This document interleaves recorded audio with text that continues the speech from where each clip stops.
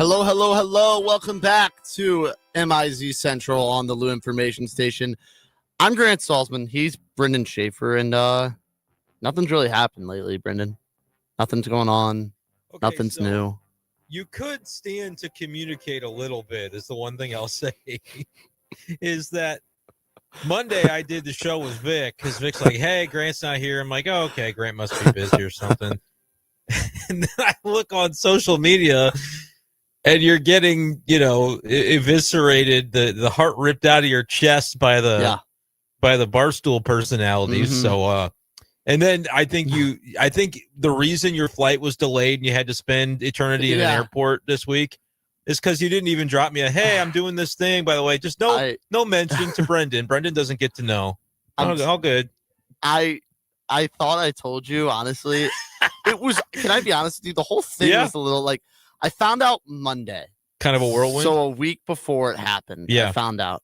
But I didn't want to, I needed to talk to Dave Green, the boss. So I wasn't going to I wasn't going to drop it on. And then Thanksgiving happens. Right. Yeah. Then I'm in Arkansas for 3 days. And then I get back from Arkansas and I'm leaving at Monday at 6 a.m. for Barstool. But I will say, I tweeted it out on Sunday. So if you saw my Twitter, went back you would have. And saw. But it was all kind of a whirlwind of things happening. And I tried to alert. I'm sorry. I forgot to alert you.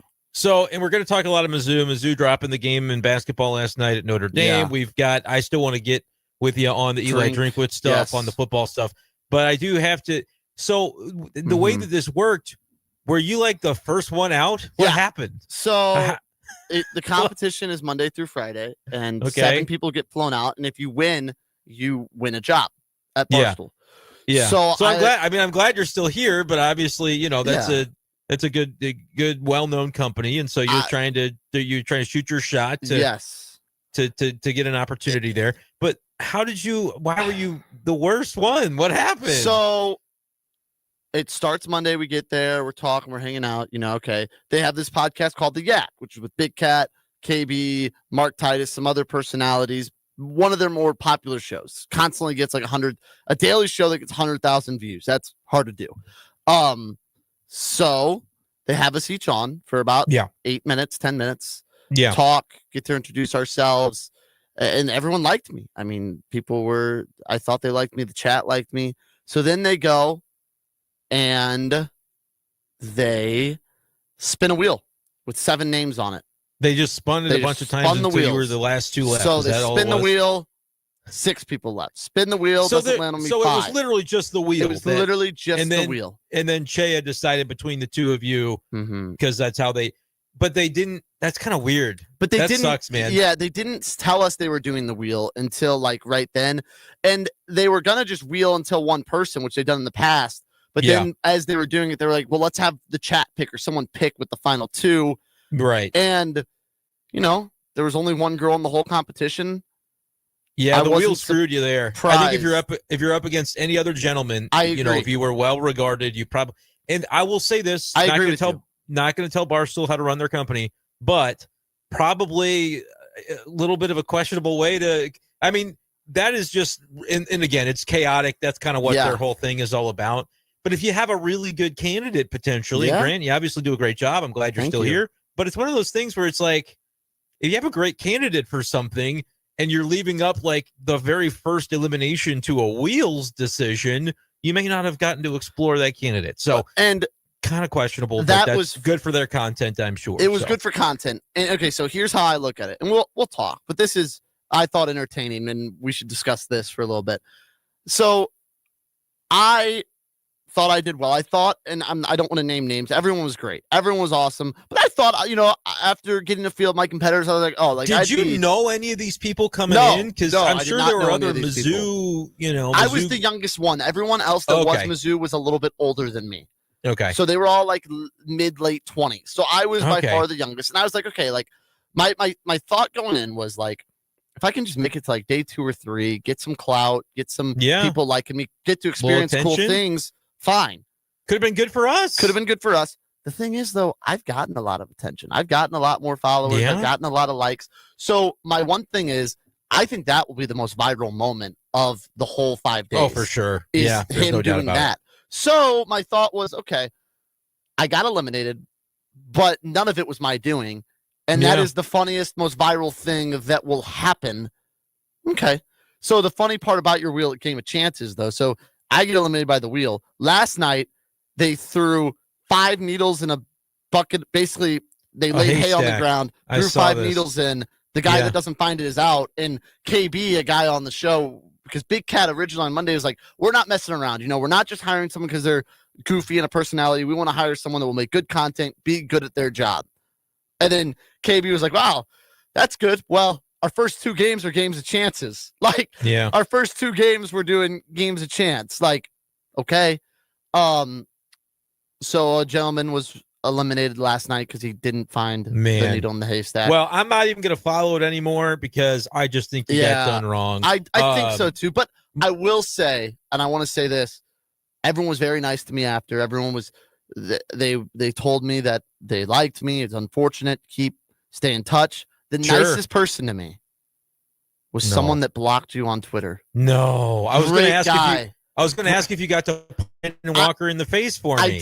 I didn't get a chance to bring it up. I think if I was there a little longer, I would have brought it up, give him some guff about it. Yeah. But he was just the nicest. Was he was like, oh man, don't be bummed out. You're doing radio, right? He's like, oh, you're probably great at that.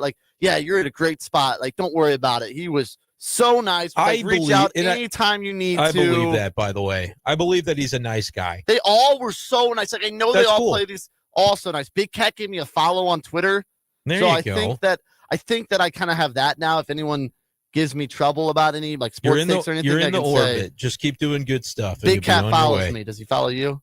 That's fine. He does not follow me. I don't know the man. No, I'm not saying it's you. I'm just saying if people in general. Yeah, sure. Yeah. Well, hey, glad you had that experience. It was fun. Glad that you can set the record straight on Brandon Walker. I still will. Good guy. I still will have to play the role that I play with him on Twitter, and but I'm sure he's a nice guy. Very nice guy. Okay, let's get into some Mizzou. Let's do it. Let's start with basketball because it just happened last night, and then after our break, we'll probably hammer football pretty hard.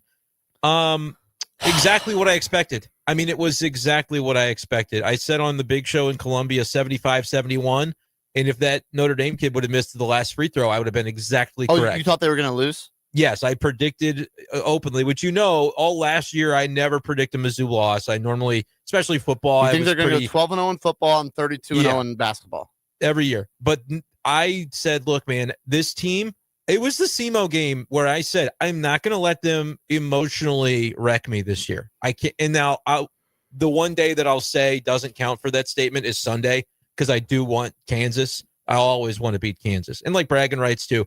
But as we go through, if they end up being just a mid SEC team that's going to go 6-12 and not be a tournament team, I am not going to let that ruin my day. Because I think there's a lot wrong here, and there's no spite in it.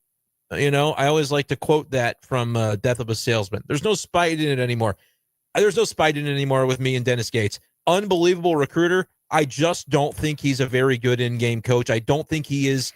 I don't think he has the chops to make the adjustments when the chips are down and it's a matchup that doesn't favor Missouri. And I looked that Notre Dame was 319th in adjusted tempo in KenPom, and I said, they're not going to win this basketball. No, they don't. That's all I needed to know because they cannot play well when teams slow them down. There will be runs in the game. They had an 8-0, they had an 11-0.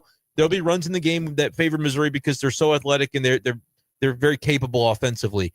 But over 40 minutes, it doesn't work against a team that plays 319th out of 365 in adjusted tempo. And when you get into the clutch, I do not trust any of the point guards, Anthony Robinson or T.O. Barrett, to not do the most heinous things imaginable on a basketball court. It's just they don't have the consistency at point guard. I'll say this. It's not good that I have that opinion about Eli Drinkowitz and you have that opinion about Dennis Gates. They both recruit like hell, though. Oh, yeah. I mean, they both can run programs. Their guys love them. But in a close and late situation, man, it's through sheer luck that Mizzou wins any of those close and late games. I really do feel that way. I'll say this, and I'm not making excuses. I really am not. they win that game with Jaden Stone. Because I think Jaden Stone is the guy you're looking for. I think he's a shooter off the bench. I think he is a guy that can come in, make the big shot, and be a microwave. All of a sudden, he has 6, 9, 12, 15. Yep. And it's like, whoa, where did this come from? Mizzou's leading by 10. The demoralizing thing is it's not even the close loss. It's how bad they were in the first 10 minutes of that second half. Because they were, I was expecting. Knew it. I mean, you knew it was coming, too, after the way they ended the first half. A 5-0 run in 30 seconds, and an 10-11 point lead is 5. And I was expecting Notre Dame to be up for the game. And they were the first 10 minutes. Missouri, they took the punches. They stayed within the game. Like, Notre Dame was playing very well those first 10 minutes. They could have ran away with the game, been up 15. Missouri stayed in it. They go on a run. They're up, 9 at one point? And then you mentioned a 5-0. They were up 12 at one point. 5-0 run, though, makes it 7, and they come out like that in the first 10 minutes. What, a 26-6 run to open the half? Is that what it was? Yeah, 26-5, something like that. Yeah, that's really bad. And then the end of the game, Brendan, like, why? What is the situation? And they were doing it the whole possession. They were putting pressure on Burton. Okay, fine. They get him to go pressure in the corner. Fine. He's at the top of the key, the top of the three-point line. Why is Jacob Cruz leaving? I believe the guy's name is Serta, their best shooter on the court. Yep. 14 points. He only shot 3-pointers, 4 for 7 from 3. Why are you leaving him? There's with 8 seconds left on the shot clock? It's an easy answer. The answer to the question is not one that's going to make you feel better about the future, but it is the answer. Dennis Gates doesn't care. He does not care about the defensive philosophy of those moments. I don't know what it is. To be a fly on the wall. Because how are we 4 years into this and the same stuff continues to happen at the end of games? It's not like Notre Dame shot the lights out from 3 as a team for the game, but when you get into a spot where you say, hey, you know what you can't afford here is to leave a shooter wide open behind the arc. And then they do. Like, how does it happen so consistently? My only explanation is it's not a point of emphasis for the coaching staff. There's no spite in it. That's just the only logical deduction I can make from continuing to see it over and over again. And the thing is that I think technically, if you're looking at the technicality, whose fault it is, it's Sean Phillips. But I can't put blame on Sean Phillips because, so Cruz, I think, is just following orders. Like, you can't be mad at the soldier that follows orders. I think Cruz is told to go double team there. I think the orders are bad. Yes, though. I agree. Cruz and is the told orders to go continue to be bad. Yes, Cruz is told to go double team. He does. The person that has to rotate up is Sean Phillips Jr. Sean Phillips is a 7-footer guarding the guy on the block. It's not a smart plan. If you put your players in the position to win and they don't execute, that's one thing. If Cruz gets the 3 nailed in his face by Serta, so what? Okay, do you live with that? That's one thing. Yes, but no, he left them wide open and no one was there. That's bad orders by Dennis Gates. Then the possession before, when Missouri's up 3 after Mark Mitchell just makes 2 free throws, somehow after a made free throw, Jacob Cruz, I'll put this one on him, isn't back on defense, and Serta has a wide open corner 3 and ties the game. It's so bad. And then Missouri got bailed out after Notre Dame got bailed out. They make 2 free throws. Boom, Notre Dame makes a 3. And then there's 18 seconds left. Why is Jacob Cruz shooting a pull-up jumper in double coverage? Because he's a player's coach, and that's what Dennis Gates is okay with that. I want him taking the shot, but let's run something. Let's run a little quick set. They don't have sets. They don't run sets. It's why the only way that they are feeling, and like, momentum is a hell of a beast, because when they have it, you can't touch them. Anybody in the country is going to succumb to what Missouri basketball can do when they're turning you over and they've got the momentum because they're playing in transition, and it doesn't matter home, away, neutral. You're in trouble if you're falling victim to that. Yeah. But it doesn't last for 40 minutes. It can't, especially against a team like Notre Dame that wants to slow it down. Eventually, they're going to find their level. And when they do, for Missouri to not have the ability to adjust or answer, it's just throw your hands up and go, they're doing the thing that you can do to beat us. No. Yeah. Like, that's genuinely how it feels. So you can't make me, like, we get fired up about it still. But from a season-long perspective, you cannot hurt me, Mizzou basketball. It will not happen this year, because I know better than to expect more of this regime in terms of the way that it's going to coach in those tight moments. I just don't believe in it. it is what it is. That's still a quad 1 loss, so it's not the end of the world for your tournament resume. But you don't have any resume builders yet. No, and if you go and lose to Kansas and Illinois, which is likely, I would say I put them as an underdog in both games, not by a ton, but an underdog. You're going to win. You're going to win the cupcakes. You're going to have beaten Minnesota, who's the worst team in Power 4, Power 5, probably, and you're going to lose the games that you could build a resume with. So you go into SEC play, a good conference, needing at least probably like a 10-8 to feel like you've got something to hang your hat on. So I don't know how they're going to do that necessarily. They could get it done. They have really talented players. I get it. Injuries have hurt them, but man, that one was there for the taking last night, and it predictably went awry, like in the exact way that you think it would. It ended up happening. So I was pretty calm after it, Grant. I was like, you know what? This is kind of what I thought would happen. So even my wife, in the moments I wasn't calm, screaming into the TV about why did they let a 3-point shooter open, she said, well, I thought you said they were going to lose, so why are you so upset? I said, because it happened exactly the way I feared it would, and that was frustrating. I think, too, it's like they'll probably avoid all the bad losses. Like, there might be an SEC game or two that could be considered a bad loss that they could lose.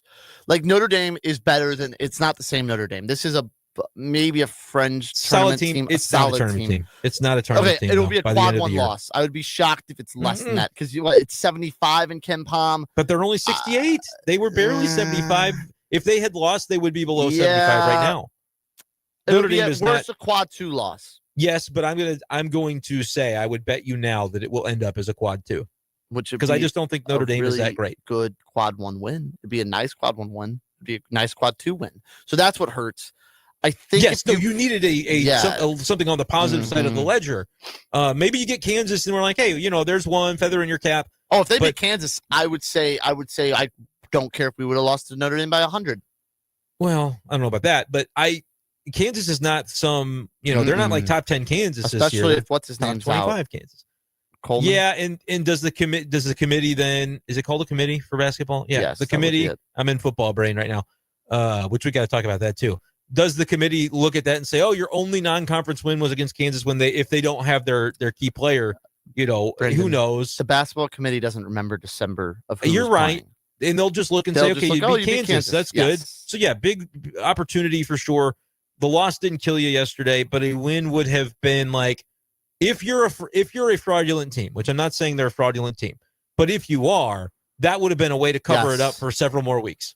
I'll say this, I mean? I still think this team is a tournament team. I really do. I think that they're the upper echelon of the SEC. I think it'll be very important that they need to win that game. I think the SEC is worse. It's worse. I think is not, which is not to say it's they're bad. It was amazing. Out. It was really good last year. It's going to be like fine this year. Yes. Good conference, not a great conference. And I think Mizzou could go 9-9, 10-8 and get in. And I do think it'd be really big to win one of these games.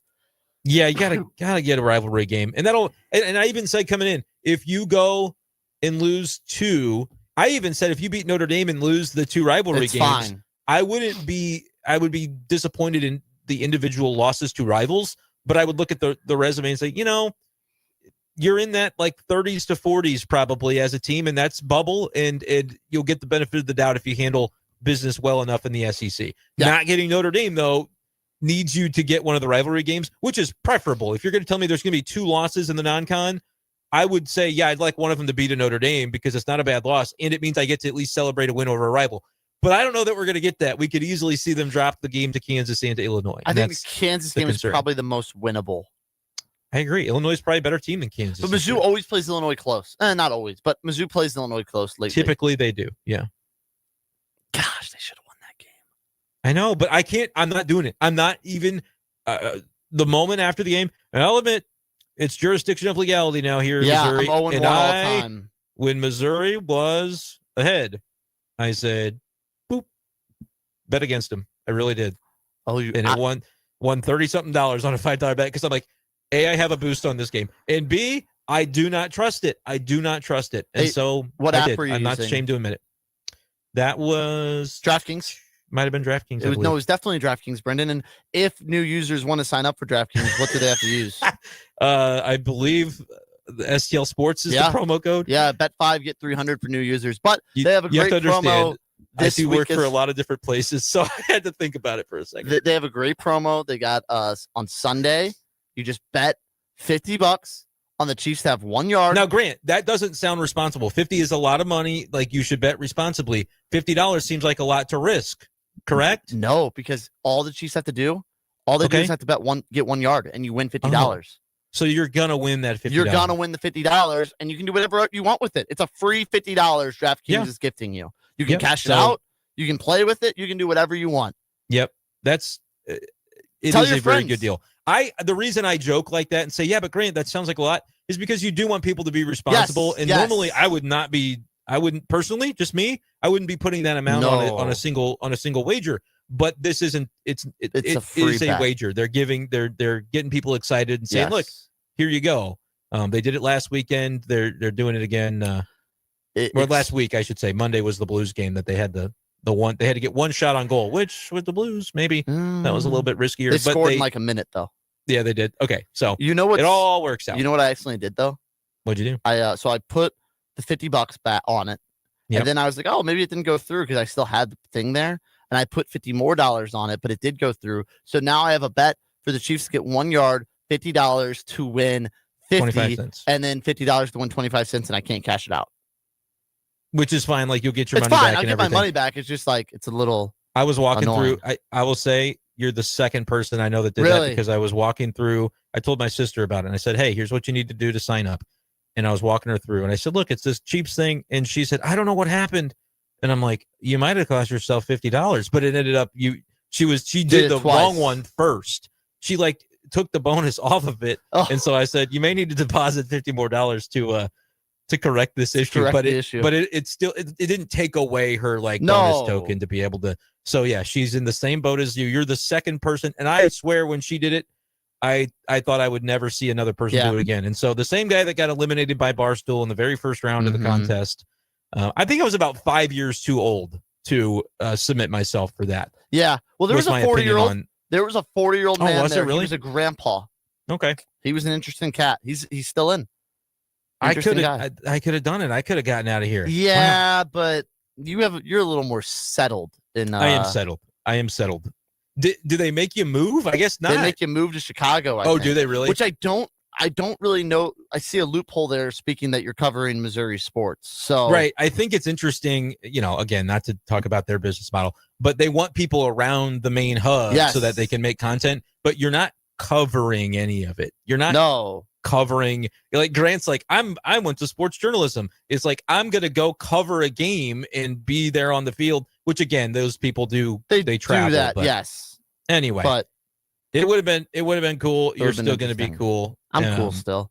And it's going to be just great. Thank you. By the way, yeah. One more DraftKings plug. Yeah. King of the Court last night. Yeah. Did you do it? Anthony Edwards. Yeah. $108 in bonus bet. Wow. Yep. I did research actually. Say this for the NBA. They do it for football too. Is like if your guy scores the longest touchdown, which ended up being the Patriots defense over the weekend, you split the bonus bets with everybody who used their token on that particular player. And that ended up being a nice, I don't know, a few $100 for the bonus bets for people who had the Patriots defense because of the, I believe Marcus Jones was the touchdown on a punt return. So did you have to bet on Marcus Jones, or could you just pick Patriots defense? Would have qualified because it was a punt return. And I don't think Marcus Jones was listed. Gotcha. And so Patriots defense. And so they do the same thing for basketball. I think they do it on Tuesdays now.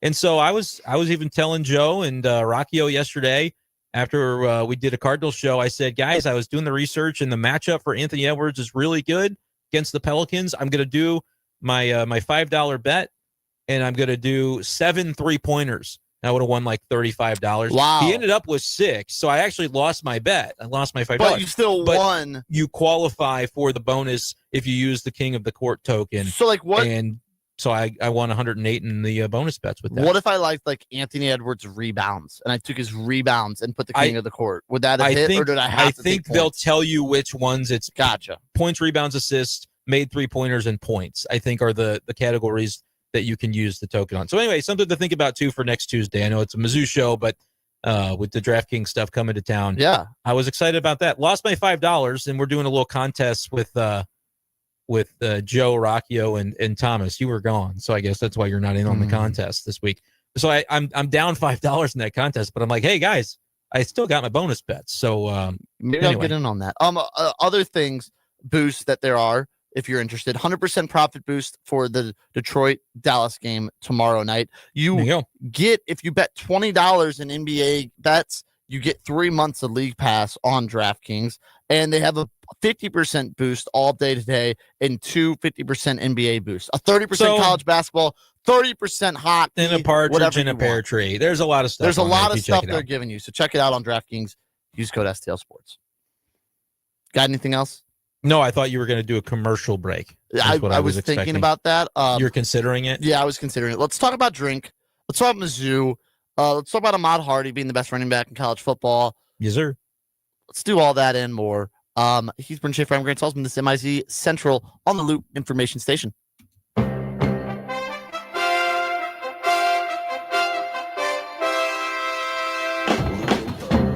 You've seen it. It's brand new. Are you online? Oh, hey. Oh, so you're new here. All right, let's get cracking. Okay, then maybe you should check out our website. You're insane. Well, you download songs illegally from the internet. LouInfo.com. The Lou Information Station, 590 AM KLIS, Wood River, St. Louis. Our origin story begins.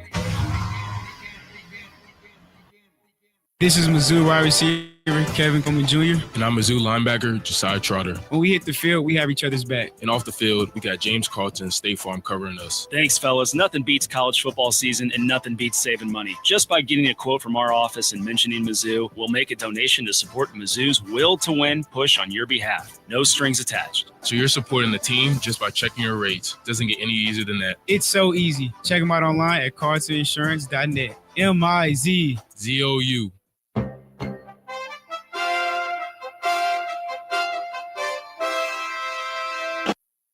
This is Mizzou wide receiver Kevin Coleman Jr. And I'm Mizzou linebacker Josiah Trotter. When we hit the field, we have each other's back. And off the field, we got James Carlton, State Farm covering us. Thanks, fellas. Nothing beats college football season and nothing beats saving money. Just by getting a quote from our office and mentioning Mizzou, we'll make a donation to support Mizzou's will to win push on your behalf. No strings attached. So you're supporting the team just by checking your rates. Doesn't get any easier than that. It's so easy. Check them out online at carltoninsurance.net. MIZ. ZOU. LouInfo.com news headlines. Brought to you by Brown and Crouppen, 222-2222. With your LouInfo.com news, I'm Jared Cirillo. Authorities are now back at the site of last week's massive warehouse fire to search for a missing person. Investigators have learned one person who was last seen inside the warehouse on 2nd Street is currently unaccounted for. Firefighters evacuated several homeless people from in and around the warehouse after the flames were first reported Friday morning. A former Florissant police officer is pleading guilty to stealing nude photos from women during traffic stops. Officials say 30-year-old Julian Alcala admitted in federal court to saving private photos from more than 20 women he pulled over last year. Authorities said Alcala would claim that he needed to take a woman's phone back to his patrol car so he could verify their insurance information or vehicle registration. And a man is dead after Jefferson County authorities said he crashed into a fire truck during the snowy conditions on Monday. We're streaming 24/7 at LouInfo.com. I'm Jared Cirillo. Now, LouInfo.com weather. Presented by STL Sports Central. St. Louis sports. Anytime, anywhere. Here's your LouInfo.com weather update. We're headed for about 40 on the afternoon high today. We will have some clouds coming in ahead of cold front, and that'll be arriving tonight. Slight chance of a snow shower or a few flurries will be dropping into the mid-teens. On Thursday, we have a cold high pressure system moving in. We will have sunshine, but our afternoon high only in the low 20s. I'm meteorologist Steve Hamilton for the Lou Information Station, streaming 24/7 at LouInfo.com and the free Lou Info app. St. Louis sports fans, now you can go deeper with STL Sports Central Insiders. Get exclusive access to Bernie Miklasz, Randy Carricker, Mike Claiborne, Jamal Mayers, and more. Plus, your chance to watch a Blues game in the alumni box with Jamal himself. Also, monthly giveaways, Bernie's columns all week, and you'll be supporting local sports media. Join now at stlsportscentral.com. Hey, St. Louis, looking for high-flying action and electric energy? Grab your crew, hit the road, and experience a Grizzlies game night in Memphis. An unmatched atmosphere and star-studded NBA matchups are waiting for you just down the road on I-55. There's nothing like Grizz game energy, and there's nothing like being here with 19,000 new Grizz Nation friends at FedEx Forum. Dive into the action. Follow the Grizzlies on social media and visit grizzlies.com/tickets to grab your seats today. That's grizzlies.com/tickets. Is diabetes keeping you from enjoying life's special moments? At US Med, we understand the challenges you face, and we're here to help. With US Med, I can finally manage my diabetes without it managing me. US Med offers a wide range of services to simplify your diabetes care. Personalized care plans, convenient access to cutting-edge diabetes tech, and knowledgeable support. Plus, we'll check your insurance so your diabetes care may be covered at little or no cost to you. With US Med, I feel confident and control of my diabetes. I can finally live my life to the fullest. Don't let diabetes hold you back. Choose US Med and experience better birthdays, better adventures, better anniversaries, and better everything. Call now. US Med. Better service, better care. 800-891-6335. 800-891-6335. 800-891-6335. That's 800-891-6335.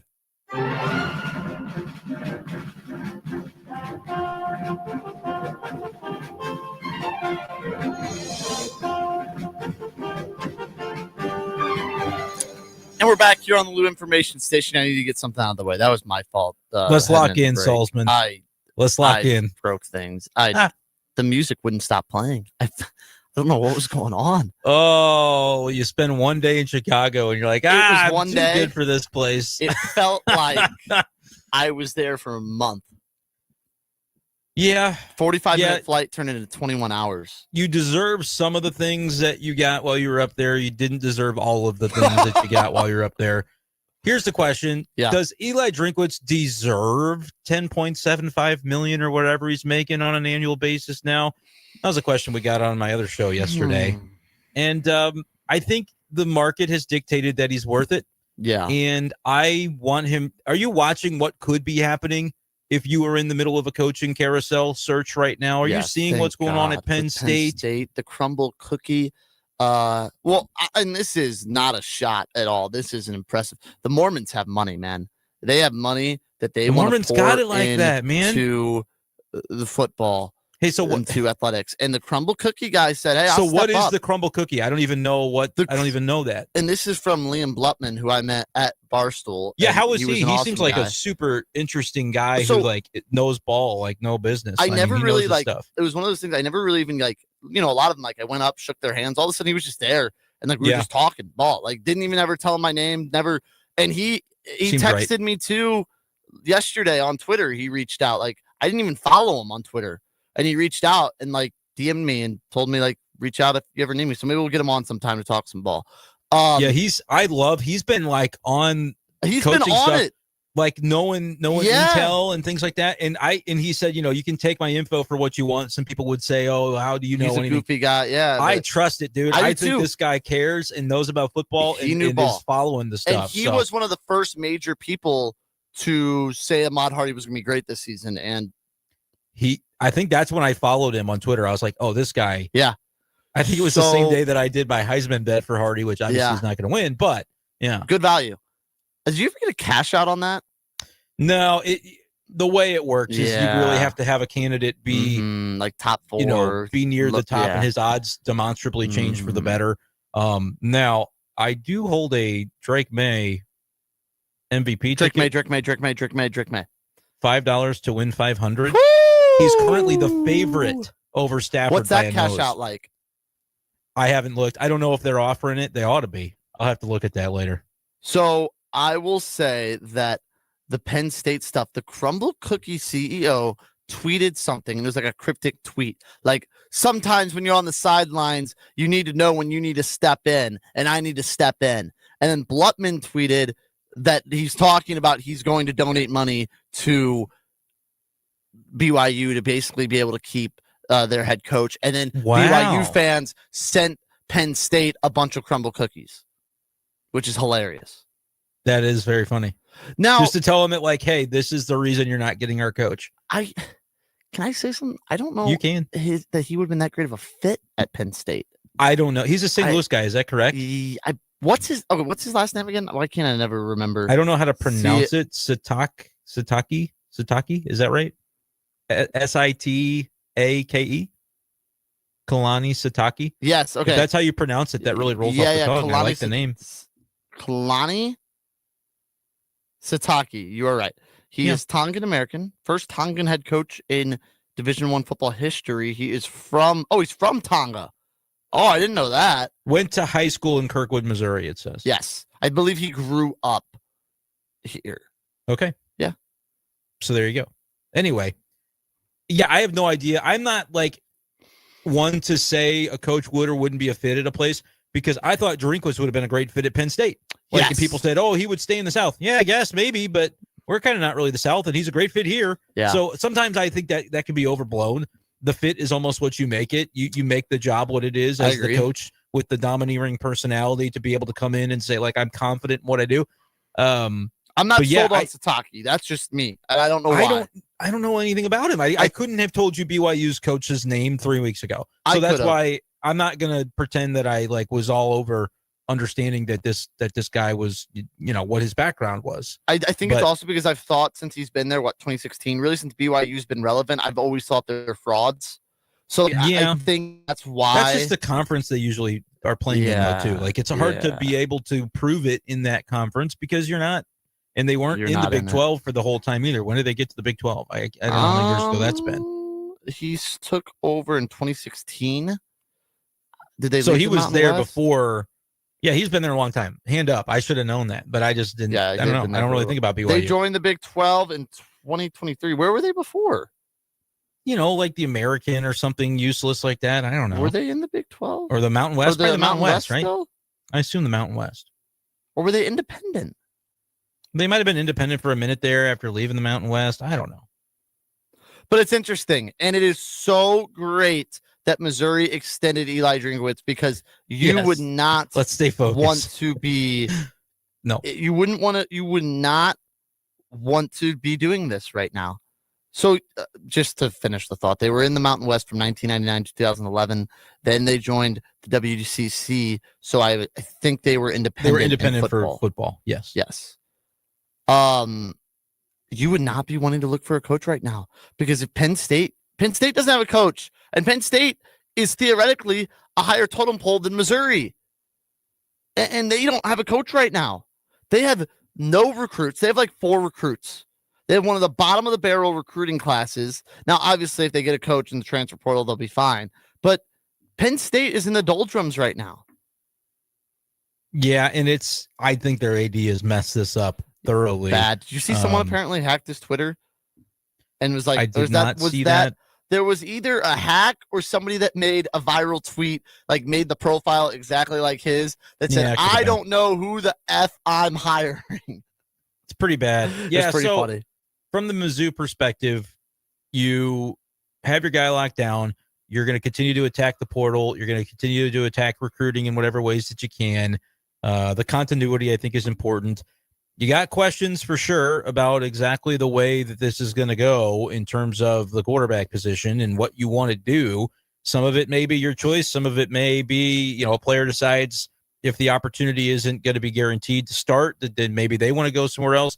Do you look at it and say, we need to bring somebody in regardless because we don't love what we have? That's going to be the decision process. Do you, instead of viewing it as the quarterback problem with the offense, do you look at it differently and say it's the coaching, and then we need to make a change at offensive coordinator? I don't expect him to do that personally, just because I think Drink is loyal to his guys. And by the way, unless Kirby gets another job, you're talking about a buyout that money can be better spent is maybe the way that it's viewed. But I think it's a fair question to say something does have to give. I don't think you can come back into next season with the same 2 quarterbacks competing in the same offensive coordinator. I would like something to change, but I'm not sure now. I'm not sure what it's going to look like or what the right answer even is. Do you want a different quarterback? Like I said, I think those questions are tied together. I think you go to the whiteboard if you're Drink, and I would say he would go with Kirby, but Kirby might be the one on the chopping block in my world. But you go to the whiteboard and you say, like, in my world, and I'm Eli Drinkwitz, why was our offense not as productive as it needed to be this year? Mm-hmm. I get down to the root of it. Was it more, you can do the chicken or the egg. Was it the play calling or was it the personnel? Was it the play calling, not putting our quarterbacks in a good enough position to be able to execute to their highest abilities? Or did we see their highest abilities and it's not a play calling problem? We need to get somebody in here that can run an offense because the offense is good. We just need the people that can run it. Where do you come down on that? It's probably a blend of the two, but you have to make a decision. You have to be decisive in the way that you try to resolve the issue. And I don't exactly know what he's going to do. Again, in part, the decision could be made for you. If Bo Prabula is getting offers from somewhere else and he wants to go somewhere else where he's not going to, be worrying about, is Matt Zollers going to take my job? Then maybe Bo makes that decision. Maybe Zollers has people that are after him and say, hey, look, we saw some good sparks from him. We want to double his salary compared to what Missouri would be giving him to be ostensibly in a quarterback contest come August. Like, the portal could make the decision for you in the way that plays out, or you could just say, we got to get a new quarterback. But if that's true and Bo Prabula and Zollers want to stay and you want to replace them, how does the buyout on their contracts work? Like, that's all real stuff at this point, I think, in college athletics. And so there's a lot of variables. Do you want to replace the offensive coordinator? Great. Is he getting another job? Here's what I think. Okay, you have to buy him out. Is that money that you could be spending on NIL? Like, that's kind of the way that I look at all of this. I think, and what I will say is buyout, I don't think dip into NIL money. I think that's just, okay, It isn't though. It's you got to get to the I think Missouri though is going to be at that revenue sharing ceiling, and so they're going to have the funding to accomplish that.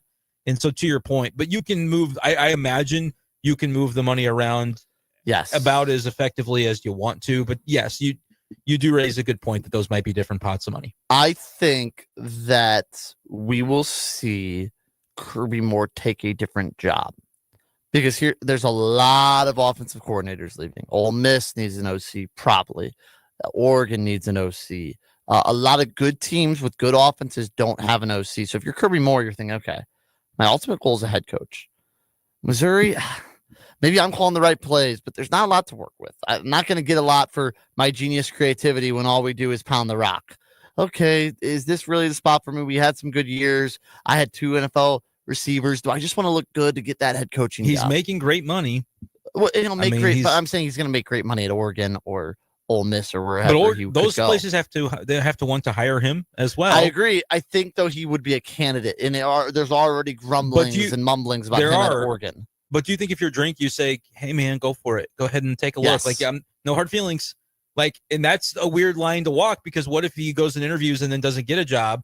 And now kind of knows that you were happy to move on from him, or is everybody just very professional about this and understands that that's the business? I think that's the way that the business. That might be the way it plays out. What do you want at quarterback? Let's forget the OC stuff because I think that's going to depend upon does he take another job. I don't think Drink fires him. I don't think they fire him and buy him out. I would be surprised by that. So what do you do about quarterback? Can I just say in a perfect world where I'm not taking the craziness of college football, and this is like the ideal world, is that Bo Prabula, like perfect. I know this isn't happening. Bo Prabula starts.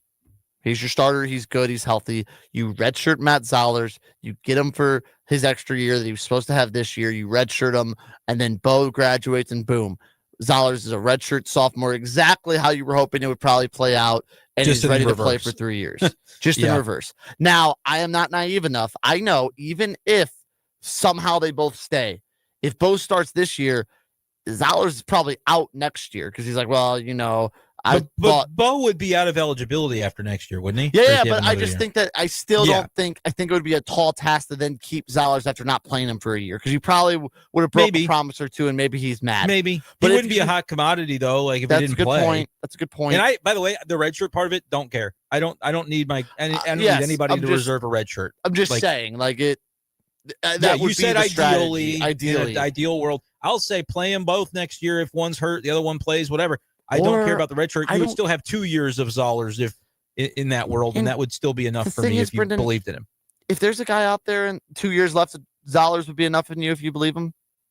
Would be enough for you to believe in him. I'm saying enough believing in him. If that's your way you feel, I don't care if you preserve his red shirt or not next year. Next year's the last year for the foreseeable future where there's a chance. This year and last year was the real chances. But I'm just saying, I wish we would never say the word redshirt. It just doesn't matter. Yeah, I agree with you. You said it in the ideal, and then we moved on from that ideal. We just don't have to talk about it anymore. It's not a focal point. I agree.